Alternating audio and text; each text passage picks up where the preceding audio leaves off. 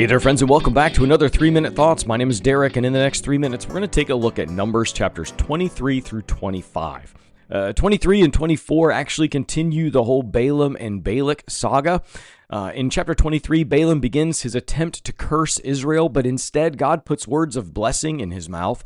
At Balak's request, Balaam stands at a high place looking over Israel's camp and offers sacrifices before speaking. But when he opens his mouth, he says in Numbers 23, verse 8, "How can I curse those whom God has not cursed?" Balak gets increasingly frustrated. He moves Balaam to another spot, hoping that from a different angle, Balaam will have better luck cursing them. But Balaam's second oracle is just as powerful, affirming that God is not a man that he should lie.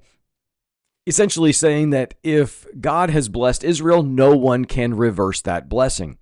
All right, then in chapter 24, Balak gives Balaam one more chance, taking him to yet another vantage point. But by now, Balaam fully realizes that God has chosen to bless Israel, so he no longer seeks omens or sacrifices. He simply lets God speak through him.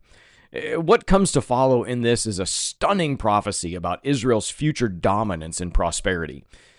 Balaam speaks of a ruler to come, symbolized by a star and a scepter, who will crush Israel's enemies. This is one of the earliest messianic prophecies pointing to the work of Jesus as the true king of Israel. Then as we move into Numbers chapter 25, everything takes a dark turn. While still encamped in Moab, Israel falls into sin and idolatry. Moabite women lure Israelite men into immorality and pagan worship of Baal and Peor.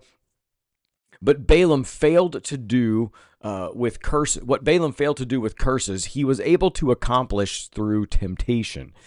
Later in Numbers 31, verse 16, we're going to learn that Balaam advised Balak to seduce Israel into sin. God's anger starts to burn against Israel, and a plague breaks out, killing thousands. In the midst of this entire mess, an Israelite man boldly brings a Midianite woman into his tent in front of everyone.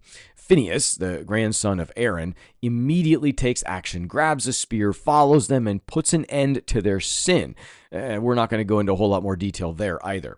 But if we put all this stuff together, these chapters show this stark contrast between God's faithfulness and humanity's unfaithfulness. Balaam could not curse Israel because God had already blessed them, but Israel opened themselves up to destruction when they turned away from God to follow their own desires. It's a reminder that our greatest enemy isn't always external opposition. Often it's our own willingness to compromise. That's it for today. Be well, friends.